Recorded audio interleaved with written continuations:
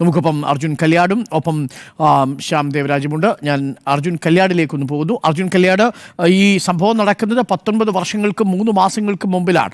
അതിനുശേഷം കണ്ണപുരം കുറേയൊക്കെ ശാന്തമായിരുന്നു. RSS എങ്ങനെയാണ് ക്ഷേത്രങ്ങൾ വഴി നുഴഞ്ഞു കയറാൻ നടത്തുന്നത്, ആ ശ്രമത്തിനേറ്റ ഒരു തിരിച്ചടിയായിരുന്നു ഈ നാട്ടുകാരുടെ ചെറുത്തുനിൽപ്പ് എന്ന മട്ടിലാണ് പി ജയരാജൻ ഈ കേസിനെ കാണുന്നത്. 19 വർഷം ഒരു നീണ്ട കാലയളവാണ്. കുടുംബാംഗങ്ങളോട് സംസാരിക്കുമ്പോൾ പെങ്ങൾ പറയുന്നത് വധശിക്ഷയാണ് പ്രതീക്ഷിച്ചിരുന്നത്, 12 വർഷം കഴിയുമ്പോൾ ഈ പ്രതികൾ പുറത്തിറങ്ങും എന്നാണ്.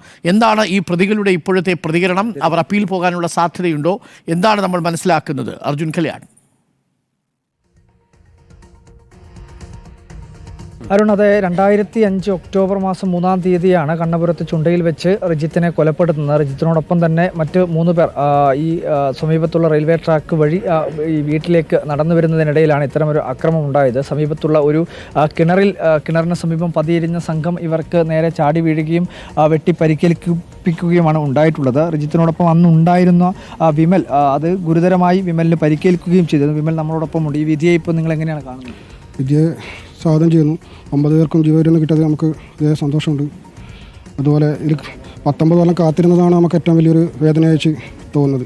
ഈ വിധി കേൾക്കാൻ ശങ്കരാട്ടനില്ലാത്ത പോയതും നമുക്കൊരു വലിയൊരു വേദനയച്ച് കാണുന്നു. റിജിത്തിൻ്റെ അച്ഛൻ 2 കൊല്ലം മുമ്പാണ് മരണപ്പെട്ടത്. ശങ്കരാട്ടനെപ്പം കേസിന് വേണ്ടി അങ്ങനെ പ്രയത്നിക്കുന്ന ഒരാളാണ്. ഇത് വിധി ശിക്ഷ വരുന്നില്ല കാത്തു നിന്നാണ് മരണപ്പെട്ടത്. അതൊരു വലിയൊരു വേദനയായിട്ട് കാണുന്നു. ഇത് അന്ന് സത്യം പറഞ്ഞാൽ നിങ്ങളെല്ലാം നടന്നു വരുന്നതിനിടയിലായിരുന്നു ഇങ്ങനെ ഒരു അക്രമം നടന്നത്. കൃത്യമായി നിങ്ങളെ കൊലപ്പെടുത്തണം എന്നുള്ള ഉദ്ദേശമായിരുന്നു ഈ അക്രമി സംഘത്തിനുണ്ടായിരുന്നത്. അതെ, കൊലപ്പെടുത്തണം എന്നുള്ള ഉദ്ദേശം തന്നെയാണ്. അല്ലെങ്കിൽ വാളും കത്തിയും കടാരിയായിട്ട് അവർക്ക് വരേണ്ട ആവശ്യമില്ല.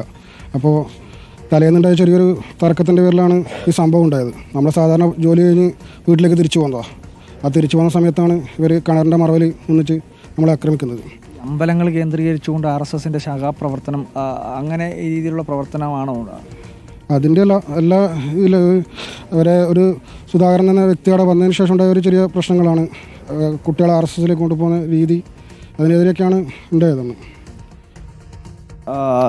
രജിത്തിനോടൊപ്പം തന്നെ അന്ന് ഉണ്ടായിരുന്ന വിമലാണ് ഇപ്പോൾ പ്രതികരണം നടത്തി. വിധിയെ സ്വാഗതം ചെയ്യുകയാണ്.